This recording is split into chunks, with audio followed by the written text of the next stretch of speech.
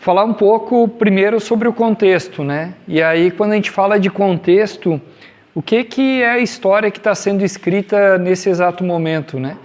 E essa história, alguns estão chamando que a gente vive um mundo VUCA, outros dizem que é Bunny, e os 3 pontinhos quer dizer que alguém já está inventando mais uma sigla, mas basicamente a gente está vivendo num mundo complexo, ambíguo, incerto, volátil, que está mudando tudo ao mesmo tempo agora, como já dizia a música, e que se você não tem dúvidas, muito provavelmente é porque você não está prestando atenção.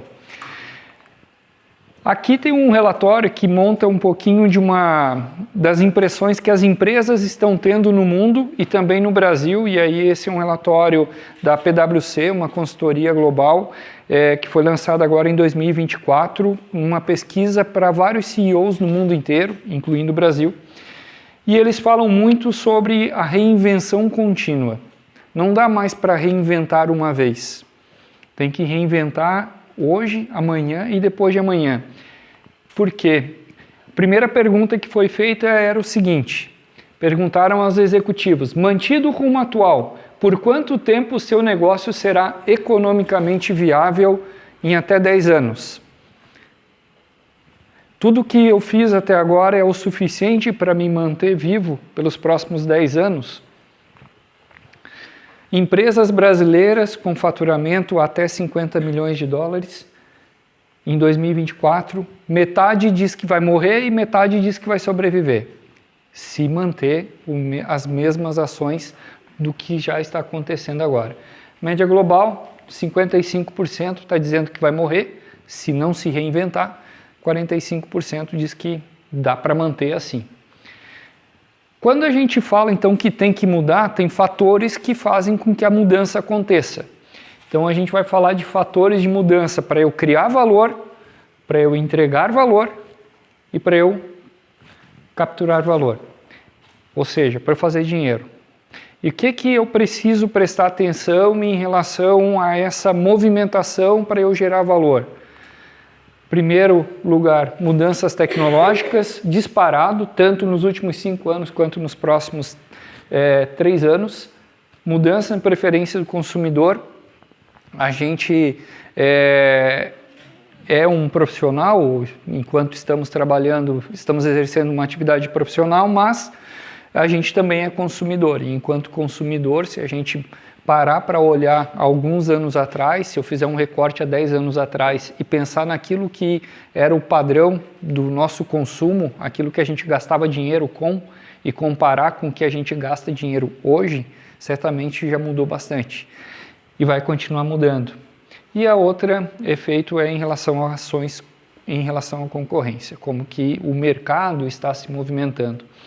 Quando a gente fala, então, em mudanças tecnológicas, inevitavelmente a gente vai falar de um termo que vai tomar e já está tomando há algum tempo as nossas agendas e as nossas discussões, que é a inteligência artificial generativa. E aí o que é interessante, né? Nos últimos 12 meses, praticamente 1/3 das empresas está dizendo que a minha empresa mudou sua estratégia de tecnologia só por causa da IA generativa. E mais do que isso, a IA generativa foi adotada em toda a minha empresa, em média 1/3. Agora, quando a gente fala daqui a um ano, ou seja, de 2024 a 2025, a IA generativa melhorará a qualidade dos produtos ou serviços da minha empresa. Ou quando a gente olha os próximos 3 anos, a IA generativa mudará significativamente a maneira como a minha empresa cria, entrega e captura valor. A gente estava falando ali de fator de mudança, e era um fator tecnológico. E aqui especificamente a gente está falando da IA generativa como um elemento central para trazer mudança. E como que as empresas estão fazendo então para se reinventar? Aonde que elas estão gastando as fichinhas delas? Desenvolvendo novos produtos ou serviços, fazendo parcerias, adotando novas tecnologias e desenvolvendo internamente uma nova tecnologia. Bacana. Mas por que as empresas estão pressionadas por uma reinvenção? Como que a gente chega para o mundo atual que é VUCA, é Bunny, que é tão rápido, que muda tanto e que gera tantas incertezas? Tem uma historinha que a gente pode observar que foi sendo contada, mas que às vezes passa desapercebido por nós. Esses 50 anos de Revolução Industrial já contam para a gente um pouquinho, relembrando como que era no passado. E aí eu vou começar com o digital privado aqui, com a informática, 1970, 1990. Pós Segunda Guerra Mundial, então a gente está falando depois da terceira Revolução Industrial, a gente tinha nos escritórios ou em algumas casas aquilo que se chamava de computador. Mas era uma máquina grande assim, pesada, e dentro de um escritório aquelas máquinas elas eram conectadas entre si a um servidor. Então tinha um espaço lá, uma casinha, que normalmente o dono da empresa ia lá, abria a porta, tirava uma foto, não era uma selfie, que antigamente não se fazia selfie, tinha um fotógrafo, tirava a foto, e tinha um servidor gigante, né, com um rack, com vários servidores ali, e aquela foto queria dizer que aquela era uma empresa altamente tecnológica, porque ele tinha computadores e tinha um servidor lá. Aqueles computadores só falavam entre si com aquele servidor, era isso que se tinha. E aí você tinha que comprar a licença de software, instalar aquele software, você tinha toda uma equipe para fazer manutenção em relação aos servidores, você tinha um custo, né, em relação àquele passivo que você precisava administrar. E o tempo foi passando e a gente chega então, em 1990 aos anos 2000, com a informática evoluindo para uma coisa que era a internet. E aí começa o tal do e-commerce, que não foi na pandemia, ele começou lá na década de 90, nas primeiras tentativas em como que aqueles computadores que antes conversavam só entre si dentro de uma sala, de um escritório, e começaram a conversar com o mundo inteiro. E aí começou então a se trocar informações, e as informações começaram a se proliferar. Então, aquele termo que a gente falava de globalização, né, lá atrás, na década de 90, está muito ligada também à nossa capacidade de comunicação que foi amplificada com a evolução da internet nessa década em diante. Agora, o que chama atenção é quando vem essa virada do milênio, dos anos 2000 aos anos 2010. Alguém lembra de alguma coisa marcante nessa década aqui? De uma tecnologia? Eu achei que era um papo, bug do milênio. Não. Mas uma nova tecnologia que apareceu. Smartphone. 2007, 2008. E só para a gente lembrar, a gente não percebe isso. Mas até aquele momento, a gente comprava um celular e mandava uma mensagem de texto, um SMS. E foi ontem isso. E até aquele momento, antes para eu fazer negócio, eu precisava de um computador. 2008, a gente começa a ter um smartphone que permite que na fila do pão eu estou comprando alguma coisa. E foi ontem, foi em 2008. Quando eu tinha esses computadores aqui, eles não eram móveis, eles tinham alguns notebooks e tal, mas a gente não tinha mobilidade como a mobilidade que a gente tem hoje. Essa década aqui conectou bilhões de pessoas. E quando a gente tem em 2008 o lançamento do smartphone, alguns anos depois começaram a aparecer novos modelos de negócio. E esses modelos de negócio também foram impulsionados pela nuvem. Porque aqui, enquanto eu tinha informática, eu tinha que investir dinheiro na frente para depois eu fazer um negócio e poder vender. Quando eu venho com a nuvem, eu primeiro faço o negócio, primeiro eu vendo e depois eu gasto dinheiro. Por quê? Eu posso ter acesso a um sistema de computação, aos melhores softwares do mundo, e eu posso vender isso para alguém e só depois que alguém consumir é que eu pago. E eu não preciso ter toda uma infraestrutura dentro da minha casa. Ou seja, essas startups como nasceram recentemente, Google, que vocês já ouviram falar, Meta, ou Facebook, enfim, tudo isso foi muito alimentado por um serviço de nuvem, porque não se precisava tanto gastar dinheiro na frente. E o que acontece é que as empresas mais tradicionais, as incumbentes, elas começaram a perceber que o jogo estava mudando. Que essa reinvenção que se fala hoje, na verdade, ela estava aparecendo ali, os primeiros sinais estavam sendo dados. Existe uma pesquisa da McKinsey que fala em relação às empresas mais valiosas do planeta Terra e faz uma análise em relação ao tempo de vida médio dessas empresas ao longo da história. Então, lá atrás, há muitos anos atrás, para eu ter um valor, ser uma das empresas mais valiosas do mundo, eu tinha que ter uma longa história de vida. Eu tinha que ter 100 anos, eu tinha que ter 80 anos de vida. Com o passar do tempo, principalmente dessa década aqui, o tempo de vida médio de uma empresa mais valiosa do mundo começou a cair. Hoje está em torno de 30 anos. Isso quer dizer que aquela startup que nasceu aqui, ela está se tornando as empresas mais valiosas do mundo.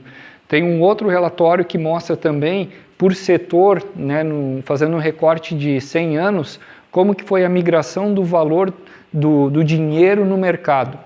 E claramente você percebe que as empresas mais valiosas nos últimos anos são as empresas que trabalham com dados. São as empresas que estão utilizando esse novo petróleo. E aí, esse é um relatório do Silvio Meira e ele fala muito sobre ecossistemas de plataforma dentro de um mundo que ele chama de phygital. É o nosso mundo físico ampliado com capacidades digitais, mas que vai estar orquestrado em rede. Então, foi falado aqui de redes sociais. A rede social é um dos fenômenos que permite com que a gente crie agrupamento. Agrupamento pelo digital ou pelo físico, como nós estamos aqui, mas que mantém relacionamento e isso permite com que a roda gire. Gente, por que a gente chega aqui também sobre uma outra perspectiva? Existem 3 leis que falam da evolução exponencial da tecnologia. E aí essas leis começam por uma que é a mais clássica de todas, que provavelmente alguns de vocês já escutaram, que é a lei de Moore. E o que o Moore estava dizendo para a gente? Sobre o processamento, a capacidade de processar dados de um equipamento. Essa capacidade de processar dados em um equipamento, ela dobra no intervalo de 18 meses. Isso quer dizer o seguinte, em menos de 2 anos, eu vou comprar aquele computador ali, ou melhor, aquele computador ali, daqui a 2 anos, ele vai ter o dobro da capacidade de processamento e eu vou pagar o mesmo valor de hoje, daqui a 2 anos. Isso quer dizer que eu estou dobrando aquilo que eu estou entregando em termos de processamento, mas eu não estou cobrando nada por isso. O fato é que a gente processa dados e transmite esses dados. E aí tem a lei de Butter, que fala que eu dobro a capacidade de transmitir dados no intervalo de 9 meses, sem cobrar mais por isso, pelo mesmo valor. E se eu trago processamento, transmissão e falo de armazenamento, tem a lei de Crider, que fala que no intervalo de 17 meses eu dobro isso. Aonde que eu quero chegar? Isso cria para a gente um cenário exponencial. Então, alguns de vocês já falaram, já ouviram falar provavelmente das empresas exponenciais, do mundo exponencial, das tecnologias exponenciais, tudo isso está ligado com esse fenômeno aqui.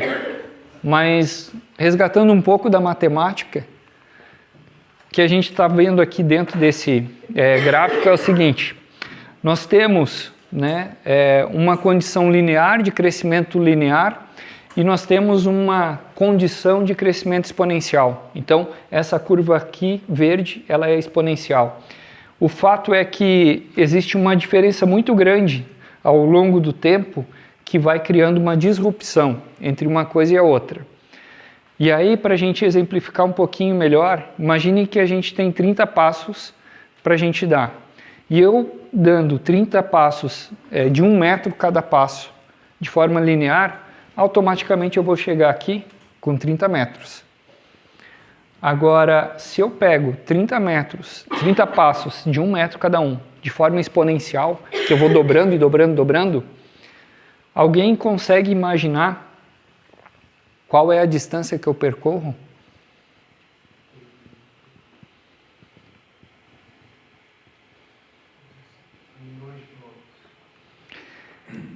O ser humano ele não foi feito, nós não fomos feitos para fazer uma projeção exponencial. A gente não consegue, não é nosso, não é da nossa capacidade. É natural isso, é natural. a gente daria 26 voltas no planeta Terra. E quando a gente traz isso para o mundo que a gente vive hoje, em termos de negócio, o que pega é o seguinte: as tecnologias estão evoluindo, o tempo está passando, tradicionalmente as empresas têm uma evolução linear. Só que as tecnologias, como a gente viu a partir daquelas 3 leis, elas crescem de forma exponencial. Automaticamente tem um gap, e esse gap acaba sendo preenchido por startups inovadoras, que fazem o quê? Olham aquelas novas tecnologias que estão mais maduras, olham uma empresa que tem uma determinada dificuldade, tem um problema e tenta montar um modelo de negócio. E aí eu vou tentar utilizar aquela tecnologia para resolver aquele tipo de problema. E eu começo com isso a abrir um novo mercado, novas possibilidades. E eu tenho um mundo que começa a mudar. Só que, qual que é o ponto do desafio? Como que você que está aqui consegue analisar e prestar atenção que o mundo está mudando dessa forma exponencial? Tem um modelo clássico aqui, antigo, provavelmente alguns de vocês já ouviram falar ou vão lembrar da Blockbuster. Quando a gente volta a alguns anos, bons anos atrás, quando eu queria ver um filme, eu pegava uma fita e aí eu ia numa locadora, alugava aquela fita, eu levava para casa, assistia um filme num videocassete, era o tipo de tecnologia da época, e aí depois eu tinha que rebobinar, voltar a fita, e aí eu devolvia, porque senão pagava multa, né? E aí, a Blockbuster era dona do mercado do mundo em relação a isso. Era líder do mercado. Ninguém batia a Blockbuster. Não tinha para ninguém. Só que tinha aparecido uma tal de Netflix. O que a Netflix fazia? Ela também alugava a fita. Mas ela também já tinha prestado atenção na experiência do usuário e ela entregava pelos correios. Mas ela também tinha observado tecnologia. E aí ela começou a apostar num negócio que ninguém acreditava, que era transmitir um vídeo pela internet. A internet era boa? Uma porcaria. Era bom assistir filme naquela época pela internet? Cara, tinha que ser guerreiro para conseguir ver um filme na internet naquela época. Mas o que a Netflix viu que a Blockbuster não viu? A internet estava aqui. Só que rapidamente ela veio para cá. E não parou ainda, né? Não parou. Então, ela apostou em criar um novo modelo utilizando uma nova tecnologia que ela entendeu, conseguiu ter percepção de que era exponencial e apostou naquilo. A Blockbuster, ela só conseguia enxergar aqui. E ela não sabia disso aqui. Ela não conseguiu entender. Porque ela não tinha dinheiro. Porque foi uma decisão de negócio naquele momento, que a Blockbuster disse assim, cara, a Netflix está apostando numa tecnologia que ela vai morrer. Ninguém aguenta ver um filme pela internet, não tem como. E hoje, eu acho que ninguém vai levantar a mão aqui para dizer que é cliente da Blockbuster, né? Porque ela não existe mais. Então, esse é o desafio. É aqui que a gente está. Essa é a nossa dificuldade. Quando a gente fala ali atrás da IA generativa, ela pode ser provavelmente comparada a 2008, quando veio o smartphone. Porque quando veio o smartphone, não foi no dia seguinte que a gente viu os novos modelos de negócio. Demorou um tempo, mas eles vieram. Tem alguns especialistas que comparam, o Jefferson estava falando das revoluções industriais, e se a gente voltar mais um pouco lá na segunda revolução industrial, a tecnologia daquele momento se chamava eletricidade. E aí, as startups eram as empresas que estavam tentando vender alguma coisa com eletricidade. O que aconteceu? Ou o que está acontecendo hoje quando a gente fala de IA? Tem grandes especialistas colocando que a inteligência artificial ela pode ser comparada à eletricidade pelo efeito de mercado que aconteceu na segunda revolução industrial. Onde que eu quero chegar com isso? Quando teve a eletricidade, poucas empresas ganharam dinheiro fabricando eletricidade. Mas o mercado inteiro ganhou dinheiro usando eletricidade. Então tem alguns especialistas apostando que poucas empresas vão ter modelos de inteligência artificial, mas muitas empresas vão ganhar dinheiro consumindo ou embarcando inteligência artificial dentro dos seus produtos, dentro das suas soluções. E aí isso se mostra por um outro efeito. E a gente estava falando de Netflix, 1999. A Netflix, em 1999, demorou 3 anos e meio para alcançar 1 milhão de usuários. Facebook, a gente falava de rede social, em 2004 demorou 10 meses para alcançar 1 milhão de usuários. E a gente está falando de IA generativa com ChatGPT, em 2022 demorou 5 dias para alcançar 1 milhão de usuários. Isso é velocidade, isso é o exponencial, se mostrando em números no nosso dia a dia. E ninguém manda uma carta, ninguém manda um e-mail avisando assim, galera, presta atenção nisso aqui. Mas está acontecendo. E está acontecendo. E pode ser que daqui 3 dias apareça uma nova tecnologia que em 5 minutos consiga 1 milhão de usuários. Eu não duvido de mais nada. Então, as coisas estão acontecendo, as oportunidades estão aparecendo. E para a gente aproveitar essas oportunidades, agradeço muito por vocês estarem aqui. Porque eu espero que vocês saiam daqui com muitas dúvidas. Porque isso quer dizer que vocês estão prestando atenção. Quer dizer que vocês estão pensando em relação às possibilidades e às oportunidades. Isso aqui afeta o dia a dia do trabalho. E aí tem o Marcos Troiro, ele foi o presidente do Banco dos BRICS. Ele esteve na Fiesc fazendo uma apresentação e foi muito interessante o que ele falou naquele momento, me chamou muita atenção e eu anotei. Não estamos mais vivendo no capitalismo porque o talento é mais importante que o capital como fator de produção. Ele chamou isso de talentismo, uma substituição ao capitalismo. Isso é forte, porque toda a nossa história foi falada em termos de dinheiro, em termos de capital, money.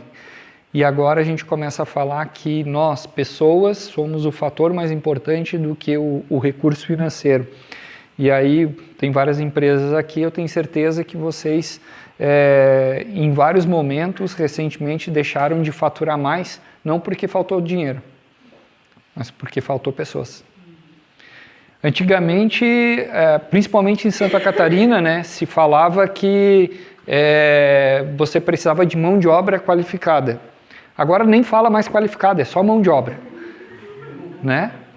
E mesmo assim está difícil de a gente conseguir. Então é um fenômeno real, necessário e é uma das causas pelas quais as empresas também investem em tecnologia, porque fatalmente eu preciso superar aquela dificuldade de produzir algo. E aí, por outro lado, a gente enquanto pessoas também tem o nosso desafio, porque não dá para ficar parado no tempo. Então, no que mais você pode ser competente para além da área em que você já é bom? É isso que é o talento. O talento não é respirar, o talento é agir, o talento é a gente se desafiar, o talento é a gente conseguir fazer essa pergunta quando acorda, quando almoça e quando janta.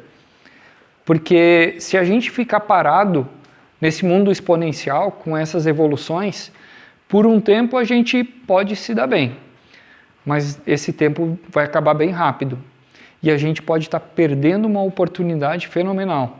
Então, investir na gente é um baita investimento, ainda mais no mercado que está louco por pessoas. E se essa pessoa tiver alguma qualificação, o mercado vai ficar ainda mais atento.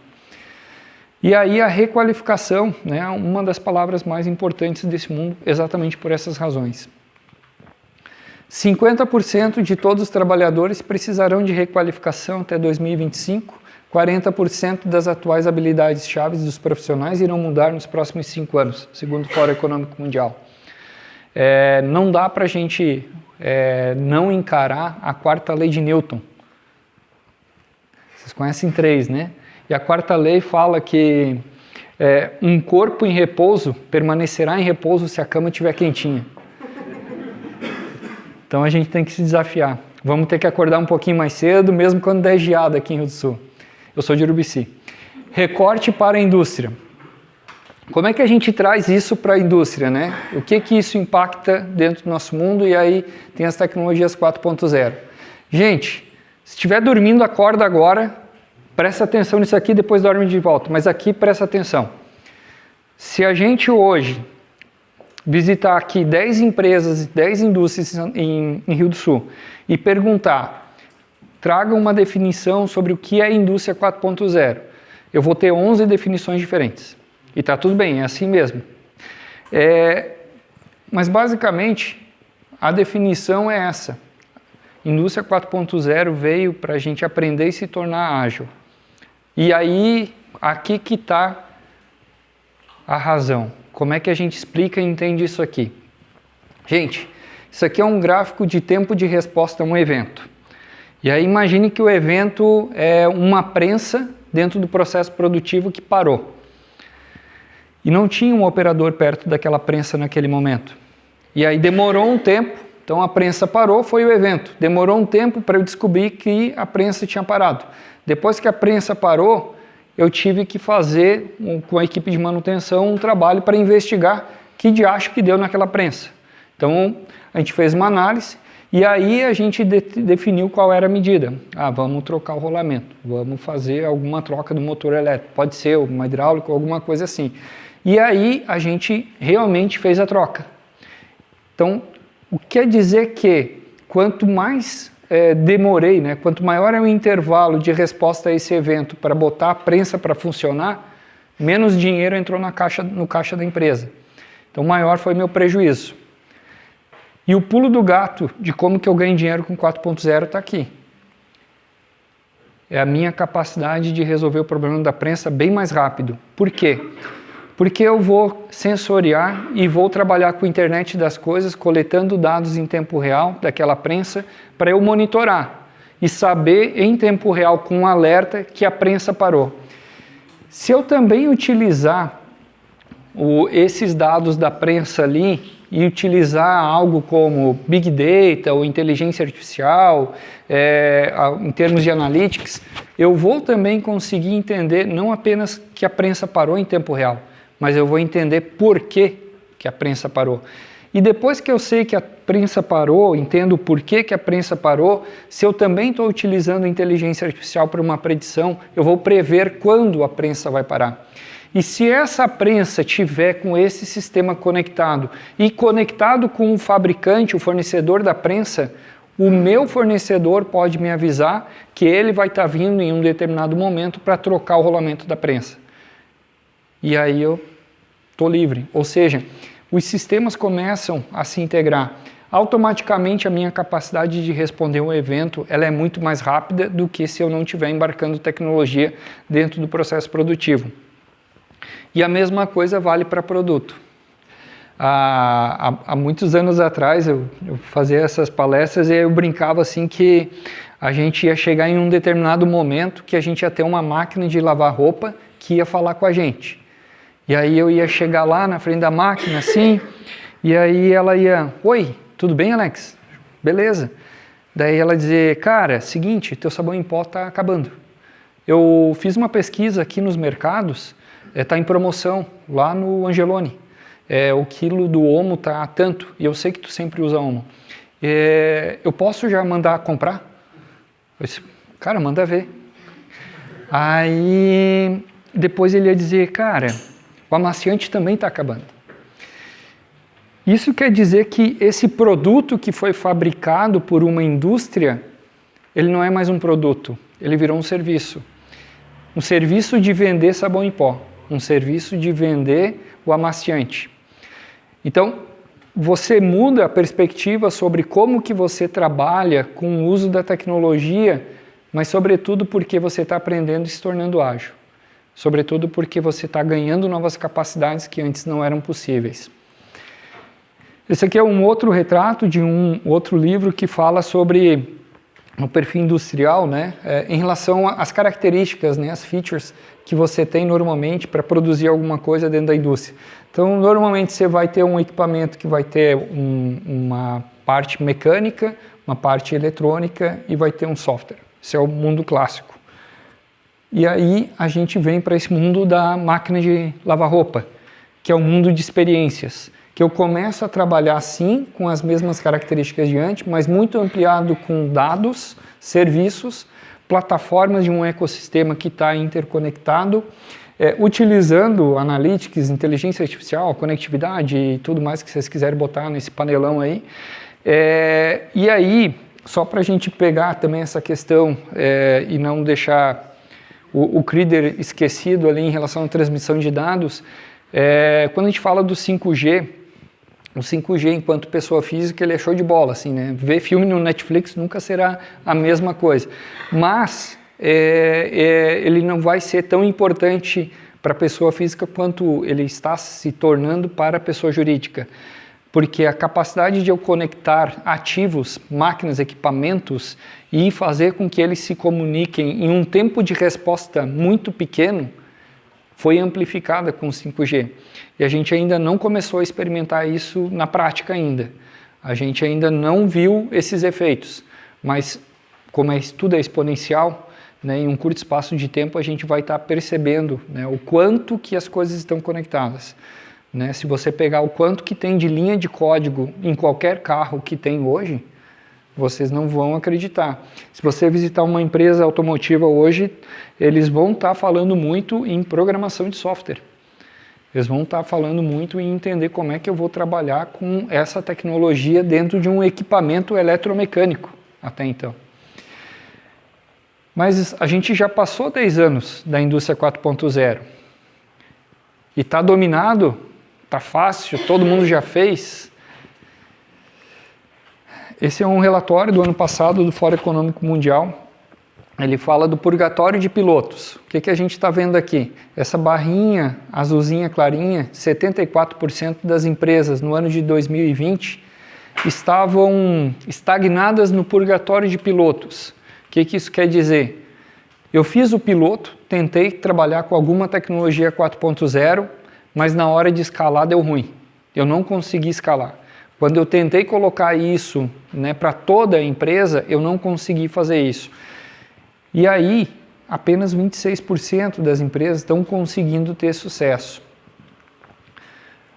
Um dos elementos que a gente precisa para a gente entender que essa não é uma mudança imediata, mas ela tem alguns passos, tem esse framework aqui da ACATEC, que é a Academia de Ciência e Engenharia da Alemanha, que fala para a gente que a gente pode pensar em 6 passos, pensando nessa digitalização para a indústria. Sendo que esses 2 primeiros passos são de um 3.0. Primeiro passo, levar a capacidade computacional para o processo produtivo. Segundo passo, eu conectar as máquinas, para que eu comece a gerar dados. Depois que eu fiz isso, aí eu começo a entrar no mundo 4.0. Então, eu gero a visibilidade, saber que a prensa parou em tempo real. Aí depois eu gero transparência, saber por que a prensa parou. Aí eu gero previsibilidade, saber quando a prensa vai parar, ou então adaptabilidade. As máquinas e os sistemas começam a se modificar de acordo com as necessidades. Olhando para um estudo recente da Alemanha, berço da indústria 4.0, 92% das empresas alemãs avaliadas nesse estudo são 3.0.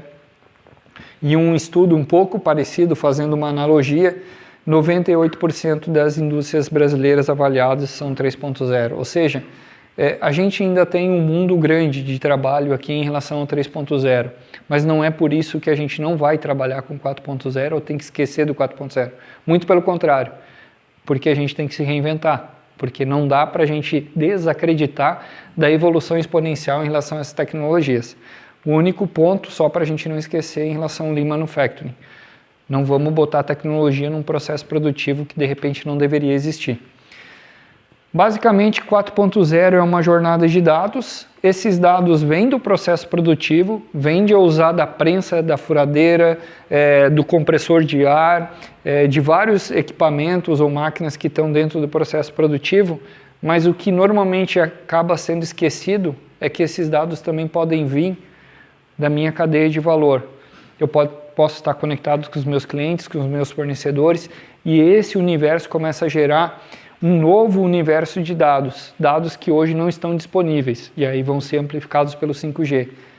E aí tem essa capa da Economist que falava lá atrás sobre Google, Microsoft, Facebook, que elas eram as novas mineradoras, né? Mineradoras não, extratoras de petróleo, que os dados são o novo petróleo. E se a gente olhar então que 4.0 é uma jornada de dados, automaticamente, né? O que eu falava antes ali na entrevista, na minha visão, né? Toda empresa, toda indústria, ela vai ser uma empresa de tecnologia. Não sei se vocês ouviram já a propaganda, me chamou, esses dias estava vendo a propaganda do Flixbus, que eles falavam que eles são a maior empresa de tecnologia rodoviária. É o Uber dos ônibus, né? Então, eles já trazem tecnologia ali embarcada até na propaganda. Recentemente a gente recebeu o diretor da Renault de Curitiba, lá na Fiesc, e ele estava dizendo que a Renault era uma montadora de carros, ou seja, era uma fábrica que produzia carros, aí a Renault quer ser uma empresa de tecnologia que fabrica carros. Então muda o paradigma, é embarcar de fato a tecnologia no cotidiano.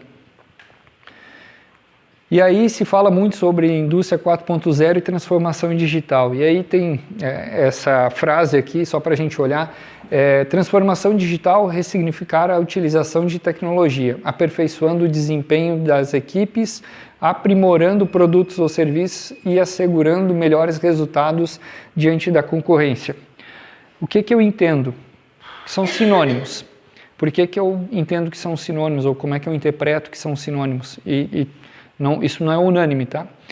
Mas eu, Alex, entendo que isso é sinônimo na medida em que eu estou falando de uma jornada de dados, onde pessoas precisam utilizar esses dados, onde eu vou trazer novos modelos de negócio automaticamente, e transformação digital pode ser uma marca, um branding que está sendo usado nos dias de hoje para chamar atenção, para vender um pouquinho mais, e amanhã vai aparecer uma outra marca, alguma outra estratégia, mas o que está por trás, necessariamente, é que a gente vai estar empregando essas tecnologias para a gente conseguir gerar cada vez mais valor.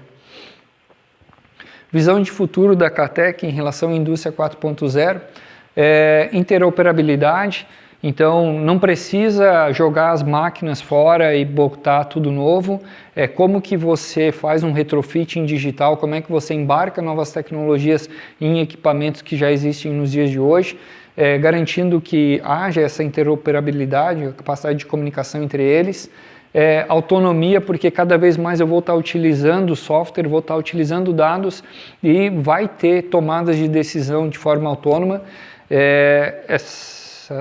A semana passada eu estava em reunião com uma fábrica, com um analista de manutenção da fábrica. E aí ele estava mostrando o que ele já estava usando lá para fazer um monitoramento dos equipamentos. E aí eles estavam fazendo um monitoramento para ter realmente saber se a prensa estava parada ou não estava, mas eles começaram também a classificar os tipos de problema. E aí eles fizeram uma programaçãozinha que se fosse um determinado problema, por exemplo, a temperatura de operação era entre 20 e 60 graus. Se fosse alguma coisa fora daquilo lá, o próprio sistema já abria chamado para a equipe de manutenção. Não precisava criar um alerta e depois eu ter que olhar o alerta e abrir o chamado. Então, já está acontecendo, já estão usando esses sistemas e é uma forma de a gente ganhar velocidade, ou seja, reduzir o tempo que a prensa fica parada. Quando a gente olha para um outro termo que é a indústria 5.0, que talvez você já tenha escutado, de novo é a minha interpretação e eu posso estar equivocado, mas como é que eu enxergo isso aqui? As palavras que estão aqui. Então, na minha visão, a Alemanha foi muito feliz em cunhar o termo indústria 4.0 e a Europa ficou pensativa, cara, o que eu tenho para chamar de meu, né? Porque todo mundo só fala da Alemanha, não fala da Europa. E aí, não, vamos somar mais um. Aí fizeram o 5.0, mas basicamente, né, eu acho que está muito parecido ali, não vejo grandes diferenças. Purgatório de pilotos. Então, falei para vocês, mais de 70% das empresas tentam investir nessas tecnologias, mas têm dificuldade de superar. O que quem tem sucesso está fazendo comparado com quem não tem sucesso? Onde é que gasta as fichinhas? Esse aqui é um relatório chamado Global Lighthouse Network. O Fórum Econômico Mundial mapeia empresas de referência no mundo e estuda elas. Aqui no Brasil nós temos algumas, e mais perto da gente, em Curitiba, é a Renault, que a gente estava comentando antes, eu tive a oportunidade de visitar a fábrica deles também. Essas empresas aqui têm algumas experiências legais para a gente entender. E aí o Fórum Econômico Mundial fez alguns estudos, desculpem por estar em inglês aqui, mas foi um print do relatório deles, mas eu achei bem interessante. Quais são as maiores dificuldades aqui para as empresas quando você fala de indústria 4.0? Essas azulzinhas são as empresas que estão indo bem, a escura que está indo mal. Então, para quem está indo bem, 62% está dizendo que falta recursos e capacidades, e 70% das empresas que estão indo mal dizem isso. Quando a gente dá um zoom aqui e faz um pouco mais de pergunta, foi perguntado, por exemplo, para eles se a falta de uma estratégia era significativa ou não. Para quem tem sucesso, 27% está dizendo que faltar estratégia, não ter uma estratégia de transformação digital é um grande problema. Mas quem não está indo bem, só 10% está dizendo que falta estratégia. Então, 3 vezes mais das empresas que estão tendo sucesso apontam que ou eu tenho estratégia ou eu não tenho sucesso. E quem não tem sucesso, 90% está dizendo, não, estratégia não precisa, vamos trabalhar, vamos fazer a coisa. E aí, quando eu venho para cá, mas então, onde é que está o problema aí para vocês? Falta de investimento e comprometimento da liderança. Isso é importante apenas para 4% das empresas que estão tendo sucesso. Porém, 20% das empresas que disseram que não precisavam de estratégia entendem que falta investimento e comprometimento. Ou seja, quando você tem estratégia, você tem investimento e comprometimento da liderança. Mas a falta de uma estratégia faz com que você não gere investimento, não aprova o projeto e também não tem comprometimento. E aí, como que a gente pode ter uma outra visão mais estratificada? Essas são as empresas que têm sucesso e essas aqui as que não têm sucesso. O que está pegando aqui? Aqui é assim, tu tem 100 fichas para gastar. Como é que está gastando as tuas 100 fichas? Quem está tendo sucesso gasta metade das fichas, 50% delas, em pessoas. Eu vou investir em pessoas, preparar pessoas. 50% de tudo é pessoas. Tudo que eu vou fazer, 50% é pessoas. Depois, 30%, 31%, um escritório de transformação. Isso quer dizer processo, governança. Então eu tenho uma estratégia e eu tenho que ter processos que garantam que aquilo que eu desenhei enquanto projeto vai acontecer. E depois o resto vai diluindo aqui, por exemplo, 8% em relação à pilha de tecnologias. Então é 8%, mas vejam, comparado a 50%. Não adianta ter tecnologia se não tem pessoa preparada. É um gasto equivocado. Agora vamos comparar com quem não está tendo sucesso. 50% das fichas vão para metodologias ágeis. Aí 20% para as pessoas e daí os outros 10% se dividem ali em escritório, processos, né, de transformação e tecnologia. Então percebam que, né, olhando para esse relatório, olhando para as empresas que estão tendo sucesso, que não está tendo sucesso, primeiro passo, tenha uma estratégia clara. Comunique essa estratégia e apresente ela. Segundo passo, invista nas pessoas. Terceiro passo, estabeleça a governança correta. É assim que a gente vai fugir do purgatório de pilotos. E para a gente ir para a nossa etapa final, já que a gente falou de inteligência artificial, só para a gente ter uma breve visão aqui, a gente é muito acostumado com software, então, né, todo mundo aqui está acostumado com software, aplicativo e tal, e está tudo bem. O fato é que, lembra que eu falei que cada vez mais está tendo acesso a dados? Então, quando eu junto a capacidade de software, né, desenvolvimento de software, combinado com novos algoritmos ou modelos de programação de software, eu começo a trabalhar com novos padrões. Por exemplo, com uma rede neural. Ou seja, eu pego vários dados e começo a estruturar eles, simbolizando isso como se fossem neurônios que têm uma determinada capacidade e eu faço combinações entre eles. E a partir disso, que é mais sofisticado do que era o nosso software antes, eu começo a criar essa capacidade de inteligência artificial. O fato é que a IA generativa fez um negócio muito doido. Porque quais os dados que eles pegaram? Os caras conseguiram fazer o download da internet. De tudo. De tudo. Isso quer dizer também que quando você faz o download da internet, você está baixando todos os vídeos do YouTube, você está baixando todos os comentários e do Instagram, do Facebook, tudo, de tudo. Você baixou tudo isso. E aí, tudo que tem no YouTube é bom? Todo mundo fala verdades no YouTube ou na rede social? Não tem como a IA generativa só falar verdades, porque ela pegou aquele conjunto de dados e só agrupou eles e começou a fazer capacidades combinatórias. Então, assim, a IA generativa é excelente, mas se a gente lembrar lá daquela propaganda lá quando tem bebida alcoólica ou de cigarros, né? Como diz o Ministério da Saúde, use com moderação. Então tenha atenção em relação a isso.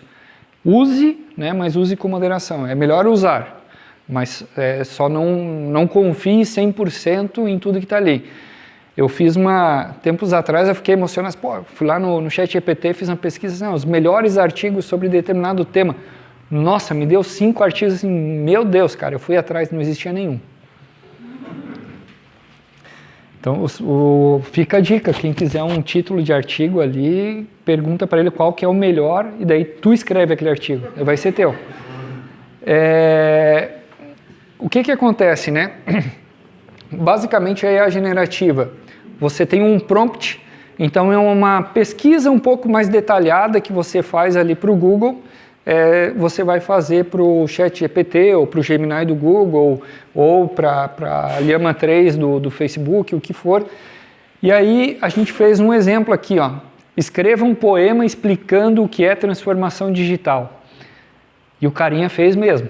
Ele fez isso aqui, ó.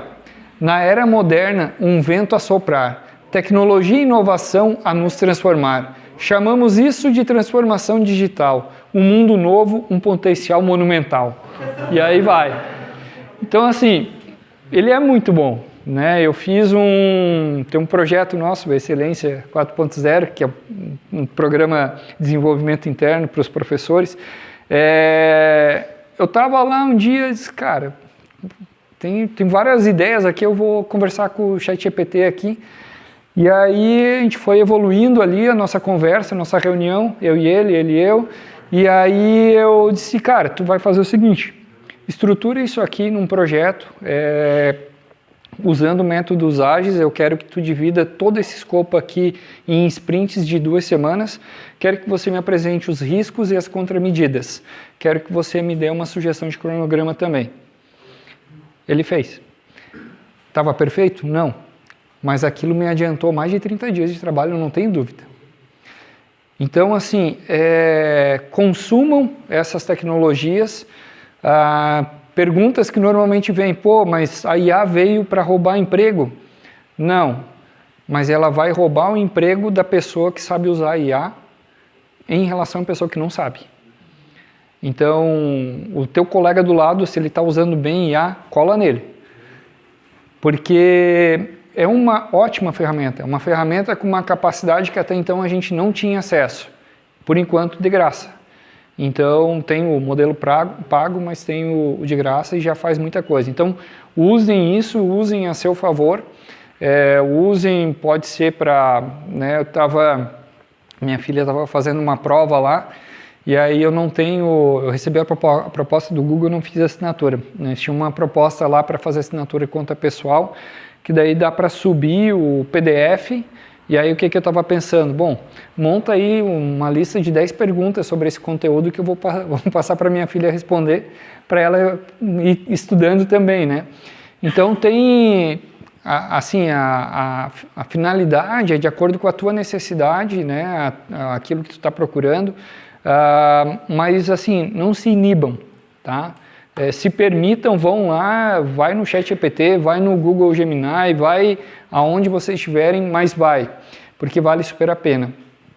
E aí, para a gente ir encerrando, a IA passa a se comportar como novos assistentes de trabalho. É como se a gente tivesse um assistente em tempo real, sempre que a gente quiser e a gente precisar. Não substitui as pessoas, mas impulsiona sim a produtividade.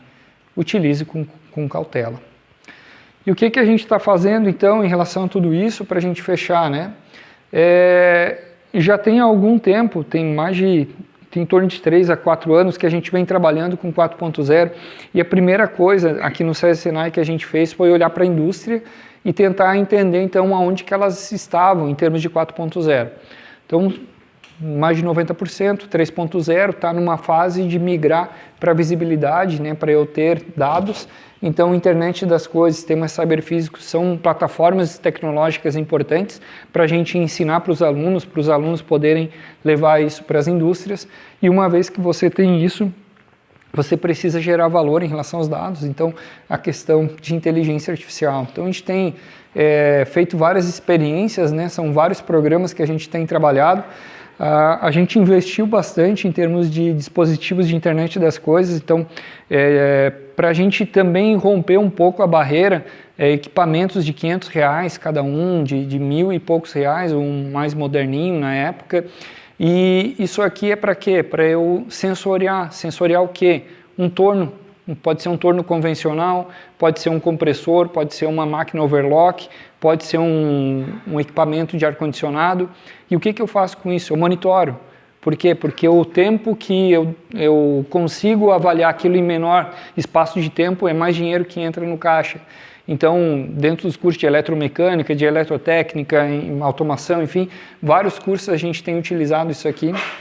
A gente tem investido muito no treinamento dos nossos professores para a gente conseguir cada vez mais gerar essa capacidade de utilizar essas tecnologias em sala de aula. E aí, para a gente fechar, acho que eu tenho que dar um play aqui, só para comentar com vocês sobre esse último investimento que a gente fez para o laboratório.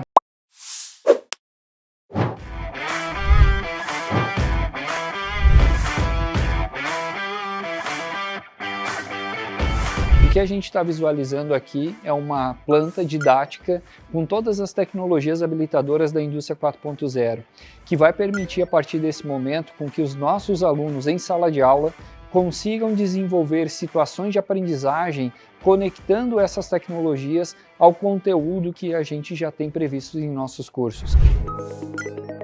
A partir desse momento, esses profissionais vão entrar na indústria com uma percepção totalmente diferente daquelas que eles tinham até então. A gente está falando, entre outros cursos, de um curso técnico de eletrônica, ou de eletromecânica, ou então um técnico de desenvolvimento de sistemas, ou então um tecnólogo de desenvolvimento de sistemas que começa a desenvolver os novos softwares utilizando a internet das coisas, conectando objetos físicos com o mundo digital. A partir desse ponto, o que a gente começa a materializar é a tangibilização de todas essas tecnologias de forma concreta e real como parte de um processo de ensino e aprendizagem. O que é importante a partir de agora, utilizando essas novas tecnologias, é que a gente não está mais no estágio anterior ou atrasado àquele que a nossa indústria está. Na verdade, nós estamos um estágio na frente. É a partir desse momento que o aluno que vai cursar os cursos conosco vai poder levar essas novas tecnologias para a indústria. Nós seremos uma plataforma de evolução tecnológica a partir desse momento dos processos industriais da indústria de Santa Catarina. Pessoal, só para comentar, então, a gente, desses equipamentos, aqui em Rio do Sul, a gente instalou um, em Santa Catarina são 30 equipamentos como esses. Eu tive, né, recentemente na Europa visitando algumas universidades, alguns centros de pesquisa. Não acho que a gente está devendo alguma coisa para alguém, acho que a gente tem acesso a ótimas tecnologias, com um padrão de classe global mesmo, e eu acredito muito que se a gente puder trabalhar em conjunto, né, que a gente possa desenvolver, implementar, utilizar isso no nosso cotidiano, né, seja dentro da sala de aula, ou levando isso, aprimorando isso dentro das nossas indústrias. Aquele vídeo que a gente viu no início dessa apresentação institucional da Fiesc, ele vai contar histórias cada vez mais bonitas, porque nós estamos em Santa Catarina, fazemos parte desse estado, a diferença não vem da máquina, não vem da tecnologia, vem de repente estar num dia como hoje, dentro desse ambiente, para a gente poder refletir um pouquinho mais, pensar em oportunidades e tentar encontrar ali novos desafios, novas possibilidades para a gente evoluir. Eu trouxe aqui, né, os cursos de eletromecânica e eletrotécnica que são operados aqui nessa unidade, aqui nessa escola, utilizam esse tipo de tecnologia, e eu chamo a atenção também para o campo da manutenção, porque já tem um tempo que a gente vem conversando com vários gestores de manutenção dentro das indústrias, e a leitura que eu faço desse personagem do manutentor é que esse é o cara da TI que está começando a nascer dentro de uma fábrica, porque as máquinas que as indústrias estão cada vez mais comprando ou trazendo novas tecnologias, elas vêm cada vez mais digitais. E o cara que está de frente para essa máquina é o manutentor. O cara que vai utilizar e vai conseguir dar manutenção em relação àquilo ali é o manutentor. E a gente, eu acredito, né, investindo na formação do manutentor, a gente vai acelerar muito mais a questão de a gente adquirir e instalar essas tecnologias no chão de fábrica e mantê-las.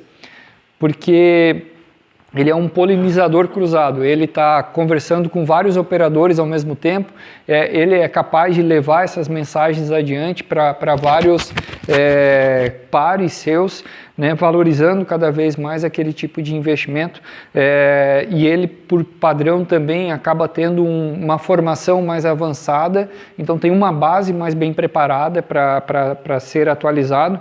Entretanto, também tem uma dificuldade imensa, porque máquina parada é prejuízo, então você tirar um manutentor dentro do processo produtivo também é desafiador.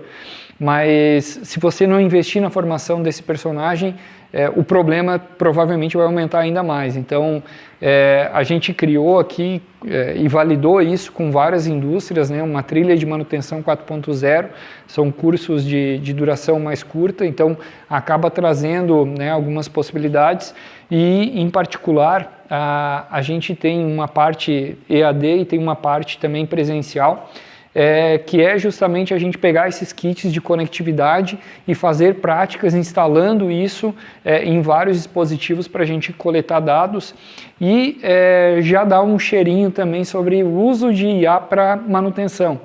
Como é que a gente vai trabalhar esses dados no campo da manutenção, né? E aí esse analista de manutenção que eu comentei com vocês me surpreendeu muito, né? Porque ele falava, não, que a gente está analisando se a gente vai trabalhar com machine learning. Não, o vocabulário do cara assim chamava muita atenção, né? E eu sei que é uma empresa fora da curva, né? Não tem autorização para colocar o nome dela. É uma empresa de destaque, sim, que está mais na frente, mas é uma comprovação, né, dessa hipótese que a gente estava levantando lá atrás, que eu não conhecia ele até então, de que esse personagem ele vai chegar nesse nível, né? Então ele vai ter de repente um padrão, né, de trabalho semelhante a um desenvolvedor de software, como comparando, né, alguém que está no escritório com alguém que está trabalhando com alta tecnologia em chão de fábrica. Então deixo o convite para vocês para observarem e avaliarem essa possibilidade também. E era isso, gente. Esse é o último slide. Encerro por aqui, fico à disposição aí de vocês.